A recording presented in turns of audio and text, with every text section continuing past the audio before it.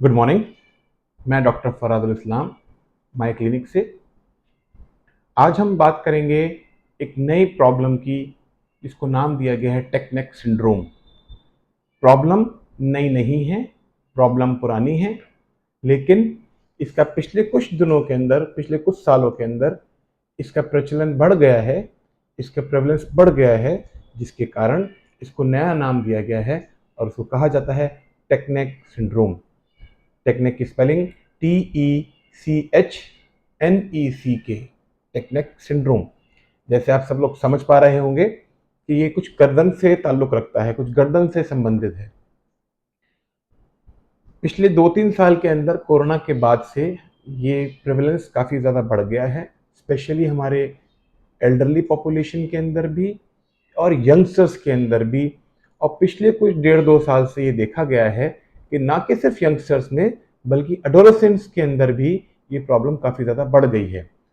इसमें होता क्या है कि पेशेंट कंप्लेन करता है कि मेरी गर्दन में दर्द रहने लगा है, मेरे कंधे के बीच में दर्द रहने लगा है या कंधों में दर्द रहने लगा है। कुछ और पेशेंट्स की कंप्लेंट है कि शोल्डर ब्लेड्स के बीच में दर्द रहने लगा है। तो ये इसका इशू सबसे बड़ा ये है कि गर्दन का दर्द, कंधे का दर्द, कंधों के बीच का दर्द और शोल्डर ब्लेड्स के बीच का दर्द, ये होता है मोबाइल फ़ोन यूज़ ज़्यादा करने से, मोबाइल फ़ोन लेट के देखने से, मोबाइल फ़ोन का इस्तेमाल ज़्यादा करने से, टैबलेट्स का इस्तेमाल लेट के करने से या ज़्यादा इस्तेमाल करने से, और लैपटॉप्स का या डेस्कटॉप का इस्तेमाल ज़्यादा करने से ऐसा देखा गया है कि जो लोग ज़्यादा इस्तेमाल करते हैं उनके अंदर ये प्रॉब्लम बढ़ गई है। ये कोई बहुत सीरियस इशू तो नहीं है फिलहाल के लिए, क्योंकि जो पेशेंट्स आते हैं वो बहुत अर्ली स्टेज में आ जाते हैं। देखिए, उसका कंसेप्ट ये है कि जब हम मोबाइल को या लैपटॉप को या डेस्कटॉप को या टैबलेट को ज़्यादा लंबा यूज़ करते हैं, तो उससे क्या होता है कि हमारी एक पोस्चर बन जाती है जिसमें हमारी गर्दन एक एंगल पे झुक जाती है, एक एंगल पे बेंड हो जाती है, ऐसे फ्लेक्स हो जाती है। अगर हम लेट के देखते हैं तो सिर के पीछे तकिया लगा करके ऐसे बेंड कर लेते हैं, क्योंकि कंफर्टेबल पोजीशन देखने के लिए वही होती है। तो इस सिलसिले में मैं ये बताना चाहूँगा कि जब हम ज़्यादा देर फ्लेक्स करके रखते हैं तो देखिए हमारी गर्दन के ऊपर जो सिर रखा हुआ है भगवान ने, ईश्वर ने, इस सिर का भी एक वज़न होता है और ये वज़न जो है गर्दन उठाती है। जब हम इसको एक पर्टिकुलर एंगल पे झुका के रखेंगे तो गर्दन के ऊपर स्ट्रेस पड़ता है। आप खुद फेस करिए, जब ऐसे बेंड करते हैं तो ये गर्दन की मसल्स और अपर बैक की मसल्स स्ट्रेच हो जाती हैं। जब तक ये कुछ दिन तक तो बर्दाश्त करती हैं मसल्स, उसके बाद इसके अंदर एक खिंचाव, एक तनाव आ जाता है, जिसकी वजह से ये स्ट्रेसफुल कंडीशन बन जाती है जिसमें मरीज के दर्द होता है।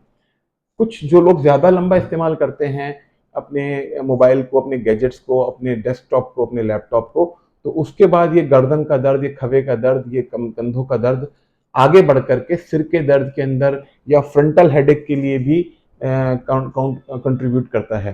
तो इसकी वजह से ये सोचना कि ये सिर्फ एक गर्दन का दर्द है, ठीक हो जाएगा, ये ठीक तो हो जाएगा, लेकिन ये कि ये आगे चल के प्रॉब्लम करेगा। क्योंकि देखिए, एक गर्दन के ऊपर एक बोझ है, 5 से 6 किलो का एक जो सिर का जो बोझ गर्दन को एक्स्ट्रा उठाना पड़ता है, वो गर्दन के लिए काफ़ी नुकसानदेह है।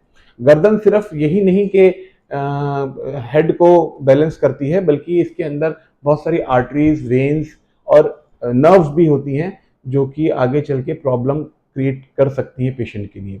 तो मेरा एक रिक्वेस्ट ये है कि जो लोग मोबाइल्स को, गैजेट्स को ज़्यादा इस्तेमाल करते हैं, वो 30 टू 40 मिनट्स में अपना ब्रेक लेकर के स्ट्रेचिंग करें।